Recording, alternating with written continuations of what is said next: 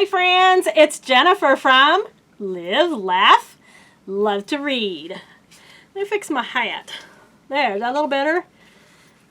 I'm getting a haircut today, so yeah, I didn't want to. Okay, so your girl's a little cheap. I didn't want to waste my mousse, my very expensive mousse that I use in my hair, for only her to wash it out. So I was like, okay, putting on a hat today. So anyway, so today I am doing a review on Butterfly in Frost by Sylvia Day. So I am giving this book 3 stars. 3 stars. This book, the reason I'm giving it 3 stars is because there was a secret in it and I figured it out pretty fast. So there was no twists and turns. I mean, I think maybe the author was trying to, but it wasn't very successful. So, okay. So the book is about Tegan. It says Tegan Ransom is reinventing herself.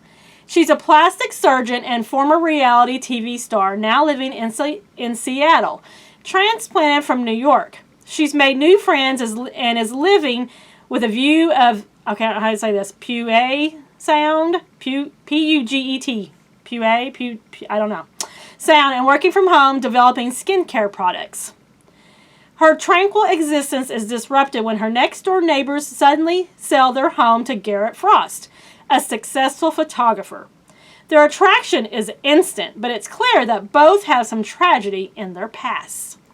So, and there was a few things I found interesting. One of them was that Garrett Frost was a photographer, and very shortly, the author told us that he took pictures and then he used the pictures for inspiration for paintings, and the painting did not, it was abstract, so it didn't match the portrait or the picture like exactly. So he was a very famous painter, so he would take the picture and then do the art, and then when they would hang them up for at the gallery to sell them, they would have the little picture there and then the big painting that was inspired by it, which I thought was pretty cool.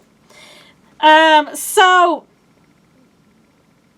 I thought the story was quite puzzling throughout, because it was so what's the word, evasive, and I think that the author was trying to be evasive so that you wouldn't figure out what was going on with the secrets and stuff that was going on, but I figured it out pretty fast, and really the secret wasn't revealed to the very last chapter, and I was kind of like, okay, yeah, that's what I figured, but still, it was okay. Like I said, I'm giving it 3 stars. Apparently Sylvia Day has some other books that are better, is what I'm reading on Goodreads right here. But I thought this book was bland. It was kind of boring. What can I say? I would give it 2.5 stars, and the only reason I gave it 3 was because parts of it was interesting. Like, Tegan, the main character, her, what do you call it, relationship with her neighbor, and now I can't remember the neighbor's name, but her neighbor, they were like best friends, and I really liked that relationship. It was cool, kind of heartfelt, and I really liked that. But then Tegan's relationship with Garrett, with Garrett was, what's the word? Far-fetched, I guess, because they meet for the first time and then instantly they have this connection, sexual attraction that they act upon right away, and they are all over each other. And by the way, there is some quite explicit sexual scenes in this book, which I'm usually not opposed to. I like a little steam in my books. I don't like if there's a whole lot. Like, if that's the whole book, I'm just kind of like, okay, that's boring. But if there's a good plot to it, and they throw that in there every once in a while, which this book did have, I want to say, maybe 4 or 5 small snippets of sex, but it was very explicit, as if I was reading erotica, which I'm not opposed to. I like me some erotica, but this book didn't have, I don't think, a good enough plot for me to say that, I don't know.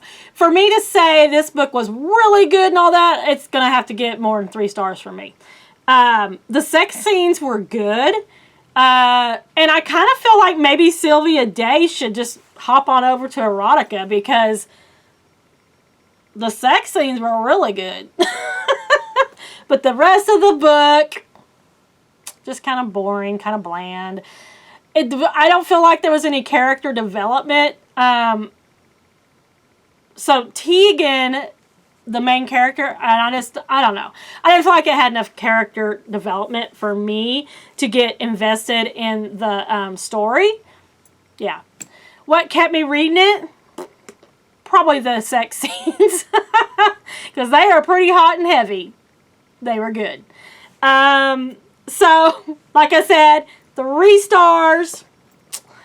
If you want to read, and you might like it. Like, you might not figure out what's going on, like I did. It might be, man, that was a really good book. And if you are not opposed to some pretty graphic sex scenes, then you might like this book. But anyway, that's all I have for today. And if you like this video, give me a like. And hey, while you're here, how about a subscribe? And by the way, you can follow me on Instagram under Live, Laugh, Love, #2, Read. And I post over there a lot. So follow me over there. And that's all I got for today. Thanks, friends. I'll see you next time.